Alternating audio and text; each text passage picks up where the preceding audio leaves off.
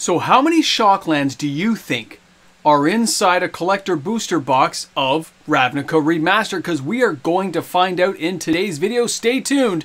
We're about to begin.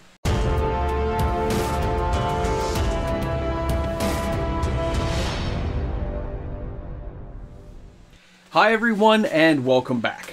MTG Moxman here. Thanks again for hanging out for a Ravnica Remastered box opening video. A reminder before we start today's video that 401 Games was nice enough to let me open all this product, but none of this product is for sale, okay? This is all before this stuff officially releases. I do not own any of it, so I don't get to open any, sell any. None of it belongs to me. It's all the store stuff that they're just allowing me to experience here with you on the channel today. And the real question that I've got to ask after seeing all these box opening videos already appearing is, how many Shocklands are we going to get? How bad's the train wreck of this product going to be is what everyone wants to know. And where do we go from here as a company like Wizards of the Coast will take all this information in and really kind of divulge later on to themselves what do they think they need to do, right? So it'll be interesting either way. These are really kind of stiff inside the box there. So this will be like, you know, box 1 over here. And then we'll get a box 2, because I kind of want to make sure we kind of, not coming out there. I want to make sure we have enough time to look over each of the box contents. So I'll go a little bit slow at the beginning. We'll speed this sucker up. Oh, look at that. I'm making a mess already. They're already lightly played. Is that what they say? But I really want to know how many Shocklands we're going to get in these bad boys. That's what I'm most curious about. A lot of the other cards, sure, there could be some okay stuff. I no doubt. But it really comes down to Shocklands, the value, and where things are going to go. So let's just dive into this. Let's have some fun, and let's talk about what is going on with this product. When you look at a company like Wizards of the Coast, guys, remember, they've got to make money. And they put products like this out, hoping to generate a lot of revenue. Originally, you know, this stuff starts out pretty keen, pretty awesome, and then it slowly starts falling to the wayside. The popularity starts to wane. Look at the Prime. I guess I could put the... You know what, guys? There's so many variations of this stuff.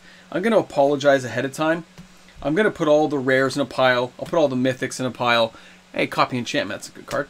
Uncommons and commons in a pile, just to make it easier. I mean, it's great seeing some of the retro frame stuff. But I've just... Oh, there we go. Okay, first Shockland. I'll put the Shocklands in their own pile, just to see where things are going. I know I'm probably going to make some people just go totally insane with the idea that I'm not organizing the way they'd like. But with a tight space like this, and the way that we all know I'm famous for not filming great for box openings, I think this is probably the best way to go. Was this the first pack? I think so. I think so. You guys will let me know later. It's curious to see how it'll all play out. So I want to make sure we get some time here as we go through, just to discuss, you know, with the pricing of a product like this, right, with the idea that they're charging this much to get it. I'm not sure what the company's original expectations would have been versus what their expectations are now. They probably have, you know, varied with the economic team and lowered their expectations, which is why probably in the next quarter earnings, they're going to have lower than expected revenue, because these products are not going to go off the way they expected. I mean, it's not that Ravnica's not well built. It's not that it doesn't have a good, diverse history. It's the idea that, let's face it, guys, there's not enough value in the boxes. Players are more savvy than ever and don't fall for a lot of the tricks of the trade that used to hold people in thrall and excitement and hype train just aren't there anymore, okay? They're just not the way they used to be. When it comes to box openings, it looks really nice though, man. You really got to excite the players and get them on board, which is why things like, hey, there you go, Niv, which is why things like Lord of the Rings went off so well. Hey, Chromatic Lantern. But as a company looking forward, they've got to change things up, and they need to do it quickly. The singles market is rapidly expanding to something I haven't seen in a long time. Places like 401 Games here probably have very, very high sales volumes on their singles market. I know their boxes do very well overall because they're the cheapest in the area. And that's not actually like a shill for them. This is just a fact. Like here in Ontario, a lot of the places can't compete just by volume, so the prices generally are cheaper. But on some deals, again, you got to shop around. It could be anywhere. But either way, I want to thank 401 Games again. This place is awesome. I buy there all the time, you guys know. So I appreciate it. The mask, remember? Man, some of these cards are so nostalgic to see. I do like the artwork. By the way, guys, as an off-topic here, card quality does seem okay from what I'm touching right now. Stitch in Time, what a great card. What a great card. Totally lost. I just can't, like, I look over these cards and you realize their premium packs are opening and you're wondering if there'll be enough value. Like, so far we're a number of packs in. We got one Shockland, unless I've missed something. You guys can put that in the comments section. But I don't think I've missed anything yet. And these tears tear right at the edge. I'm still left gutting the whole pack to see where I'm actually going to go. So at this point I'll start speeding up a bit here, guys, just so we can get through what we have to get through. In oh, see, that art looks... I like when dragons look like dragons. That's just... oh, there we go. Overgrown tomb. That's just an aside. I like when stuff looks like it's supposed to look like. To me, a dragon should look like a dragon. That's all I'm saying. So yeah, back to Wizards of the Coast. When prices of these products are made this way, and players are more savvy than ever, they're just not going to buy it, okay? I told you guys in previous videos, if this thing had been like $100 and something bucks a box, okay, Canadian, like not what they're charging now, not what the distributor and them have to put it out for, but if they had made it cheaper, it would have been a lot more. Ral's Eric, awesome looking, man. It would have been a lot more successful, I think. Is that our first, like, real technical mythic? No way. No, we had Niv Mizzet. That's right. I'm just going to put him in this pile. Hey, Sacred Foundry. So we're at 3. Hey, Hallowed Fountain in the same pack, guys. That's 2. A 2 for 1. All right. Hey, and Teferi. Man, this pack is bomb. That's a crazy pack. That's got some great stuff in it. And some of these look, you know, they look like the Shocklands. Yeah. So, anyway, that's a good pack. Sorry, it's got me a little bit excited at the moment. I like excitement. But again, when you open these packs and you look at it, and you look at the cards, you're like, oh, it's good. This is cool. Good to see some history here. Is that going to be enough to drive sales? No, not for a company like Wizards. There are singles people want. That's definitely a thing that's going to happen. But as an overall strategy, they'll switch it up. I still think they're going to go with the Secret Lair and start pumping those out and really trying to drive home that they got lower print runs, they're more singular, more popular, and they're just more collectible, I think. Because the boxes have they've topped out at what they can charge. Because they're not selling as many as they used to. And it's, yes, we've lost some players to Magic. But the players who like to buy boxes like me, who used to buy cases of everything, cases, I haven't been buying. I've been buying singles, I've been working on Commander's decks, vintage, finishing off complete play sets. Like, it's going a different way. And I don't think Wizards of the Coast expected it to go, hey, Supreme Verdict, to go that hard, okay? Court of Calling. I think they're a little bit surprised, probably on the books, and from what they're hearing from players. Because we know they've been talking, and they look at the live stream chats, they look at the Twitterverse and all that stuff to see what's going on, and they realize, you know, the path they're taking is almost self-destructive at this point. From what a lot of players feel toward the game. The blahs, the lack of interest. Hey, Guardian Project. It just doesn't have it. Remember Priest of Forgotten Gods? It doesn't have that allure that it used to. And the company knows it. I think they're hearing it. And I think we'll see the switch up. It doesn't mean they're not going to try to milk you. It doesn't mean they're not going to turn off the money-making machine. It means they will veer down a different side road to get them to a different path. By the way, so far, seriously, card quality feels great. The packs are a little bit harder to open, which I actually don't mind. Makes me feel like they're more secure. Okay, Temple Garden. There's another one. Oh, Dreadbore. I remember I said in the pre-release to look for that card if you get it, because it's one of the few ways you have of dealing with some of the Planeswalkers. If you get a Planeswalker in this pre-release, you're like munching on people just because it's so hard to get rid of compared to nowadays where every problem gets solved multiple times over in a set. It's so weird to see Planeswalkers fall from these crazy unique beings to basically, you can take them out like a creature. You can't deal with an emblem if they get one, but everything else, hey, Dark Confidant. All right, that's cool. And by the way, yeah, I guess we should be looking for anime version. We haven't seen any of the serialized cards yet either. There's Karn. But I guess they could be here, man. We could come across some. I guess with the amount of boxes we'll be opening for 4-1 games, I do expect there to be probably 1 or 2. But I've heard from a few people there's a lot more than that going around. So I have to, and that's what I've seen in the Reddit boards and some of the box openings, and from the stores themselves. So I'll be curious, you know, to see how they all hold up long-term value now. Because if they overprint this stuff, if they make it so they're not special anymore to have serialized, if they do it that quickly, they're just killing themselves. They got to keep it spaced out, keep it for special projects. and it'll still hold up really good. So here we go. First box, and we got 5. Okay, first box is 5. So I'll put the 5 over here on top of all this. I'll stack it all up. There were some great cards there, don't get me wrong.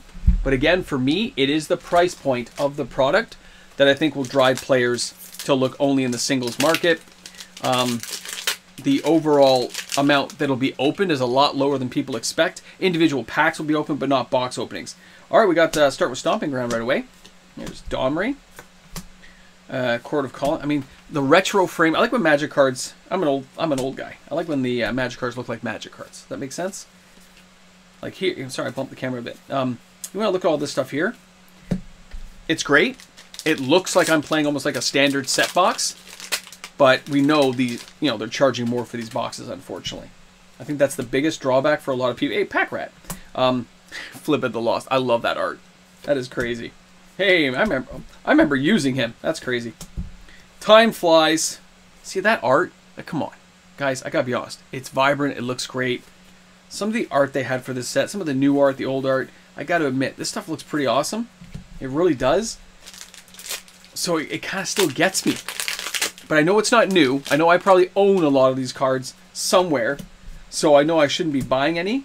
But you still get attracted. Hey, the Sword of Paradigms. That's still there. Yeah, there you go. Like even him. The Midnight Reaper. Crazy. And I did like how they broadened out the set. Like I was a little surprised by all the spoilers and the things they added in. So I was a little bit more surprised than I thought I was going to be. But at the same time, that surprise did not overwhelm logic. Right? Oh, that's great. Okay. That is just wicked looking. Does that show up okay on the camera, guys? That little flicker there? I hope so. Because that is gorgeous looking. Crypt Ghosts. Wow.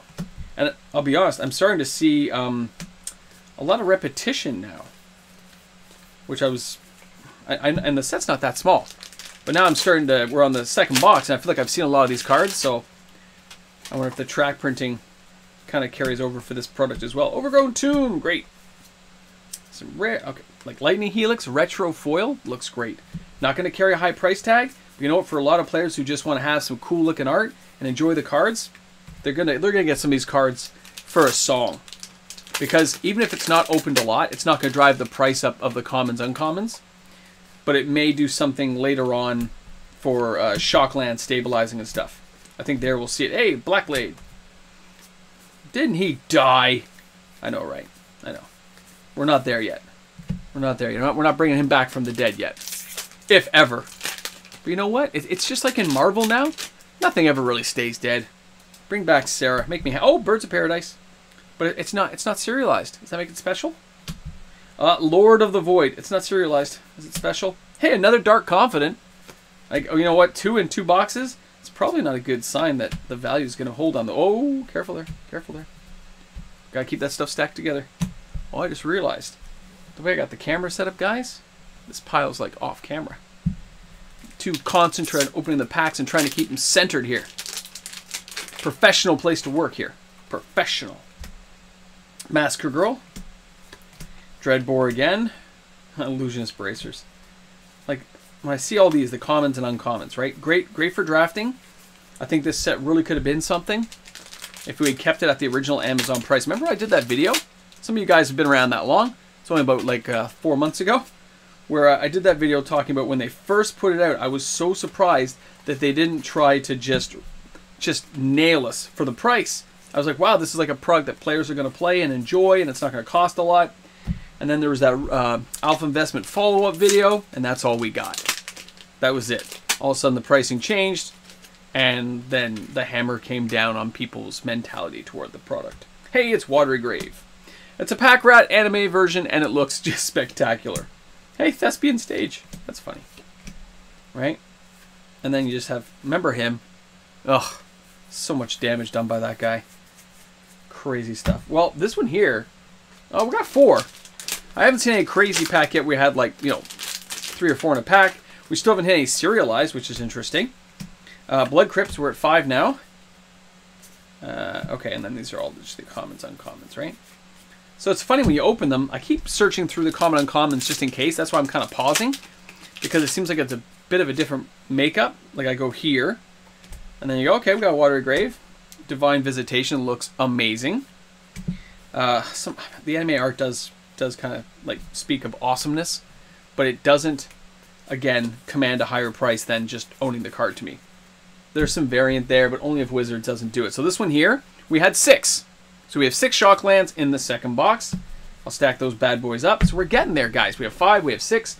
It seems like that 5 average that I've been seeing, and as many as 7, it seems to be about right, which I find, you know, that's kind of cool, right? In a whole box, though, of, you know, here in Canada, it's $300 and change. Hey, Steam Vent? Steam Vent. Okay. All right, we'll start with 2 right away. How high can we go? Well, this video can only get better from there. I'm just going to move these up a bit, guys. Just so we get a bit more viewing there, okay? Like, I wonder if, you know, somebody's going to have a pack that's going to have 3 or 4. Oh, we just had 3. Okay. There's a Blood Crypt. So there was 3 Shocklands in our first pack. That is kind of crazy, guys. I do think that's kind of cool, okay? That there is a cool pack. Because that, I mean, if you open that pack at a store, if you're a random person opening this product and you get that pack, you're like, I got 3 Shocklands! It would be awesome. You know it would be. We'd all, hey, Python Beetle. We'd all be like going off on it, saying that's an amazing pack. We get to gloat a bit, and that's fine. I think a little bit of flex when these kind of things happen, when you get that nice bonus pack. Like if you get a good serialized card here of some card you really desire, right? One of something or some key number that players find amazing. You know, that'll be, hey, Hallowed Fountain. So we're at 4 already in this pack. So maybe this one is the one that's just going to go off and give us something entirely crazy. But we have to see, because we're only about halfway through this last box of this first video. And we still have a series of videos to do, guys. So it'll be more than one, right? It'll all be filmed in the next day, but of course won't be putting them out at the same time. That's a little bit of overkill there. Let's see, okay. And the red, yeah, same thing. Same thing. It's funny how many common uncommons you get. It's like quite the pile. But I guess as a draftable set, that's what they had to do. And I know as a reprint product, the biggest thing is all these cards exist. So for any player who owns these cards, you're not buying them again. You feel no need to. And that, I think, is one of the kickers. I wish if they gave us these remastered products, they always put like, you know, 20 or 30 new cards in that we've never seen, that they could maybe add to a standard product later as a special insert. I think that'd be a better way to go, you know, like just, hey, these cards are really unique. They can only be found here, and they're only here, and that's the way it's going to be. And then if you want them, you have to buy them here. I'm just saying, it'd be cool. Okay, we got Mtgnews there. Okay, Sacred Foundry, so we're at 5. Okay, and the rest of the pack. We're good. I still have to look now because we found that Shockland partway through. So this one could be the box that gets us to like maybe 7. Again, you don't know if you're going to get another thing, but don't expect to see 3 in a pack again. That was kind of crazy to see that. Karn's Basin. That's a good... I remember using that a lot, actually. Okay, and then a lot. Okay. A lot of commons and uncommons. Doesn't mean they're not great. It just means the chances of us needing all these cards. Whew. And this is, by the way, don't forget, this isn't the draft box. This is just like the collector boxes. It's still a whole bunch of commons that you're ending up with by the time, hey, Protein Hulk. By the time you're done, you're still sitting there going, wow, that is a lot to have to like sort through and control and say, how many of these cards do I already own? So hopefully if you're buying this product, there's cards you wanted, and that's why you're buying it. If you're hoping to hit the lottery, remember, we're 3 boxes in, and the overall value, it's nice. There's some great, you know, we're getting Shocklands here, but I still think that's not going to be enough to carry a box price, and players are going to look at that differently and just say, it's not worth my hard-earned money to buy that. I'll buy the single. There's a certain Shockland I need. I'm either going to buy a devalued version from like Return to Ravnica, or maybe I'll buy the new one, but I'm just not going to pay top dollar. I'll wait for them to crash a bit. In that case, you're looking at, what, the 30 to 60 days out, but it may be a little bit shorter window if the money moves on quicker than people expect onto other things. Because things like the reserve list have had sales picking up on a lot of key cards ever since New Year. All right, guys, we still have a pack to go. We're at 7 for this one, so this is one of those ones you're like, yep, this was a pretty crazy pack. All right, this box was a good box for in terms of how many Shocklands you're going to get. So last pack of the video, guys. I want to thank everyone for hanging out with me today. Sorry I'm not any faster at this, but it's just not my style. I can't help it. I haven't got those fingers that let me go ninja fast. But so far, we had no serialized. We had a good time opening. And we averaged between 5, we had 5, 6, and 7 for our Shocklands. Thanks again, guys, for hanging out. If you're new to the channel and you enjoyed today's content, don't forget to like and subscribe. And of course, a big shout out and thank you to 401 Games for making this all happen. Thanks again to the wonderful staff there. I'll see you next time. A big shout out and thank you to 401 Games, but of course, to the amazing patrons of this channel. The ones who help this content get created every single day. My patrons, my YouTube membership members. Thanks again, everyone. I'll see you tomorrow for another video. Welcome back to the Ramble Jamble. We are here at the end, my friends, and I've got to say, it was a lot of fun to open. This is the first kind of video I'm doing, but it was a lot of fun, a lot of good cards. Cards felt right. It was great opening product again. Thanks again to 401 Games, of course. But at the same time, my brain keeps thinking about the price. That's not 401's fault. I'm just saying you look at it and you go, it's a little bit expensive. A little bit expensive. I think Wizards really overreached, and now they're going to pay the consequences. But we'll see. Time will tell. Either way, it was a lot of fun. Now, you guys are here, right? I'm going to tell you something. Watch the other 3 videos. There are 3 more. Today's video. The next day will probably be double up days. It'll be bonus videos because I want to get them all out within a certain time frame. But at the same time, well, you'll see what I mean. You'll see. Anyway, thanks for hanging out. We'll see you guys soon.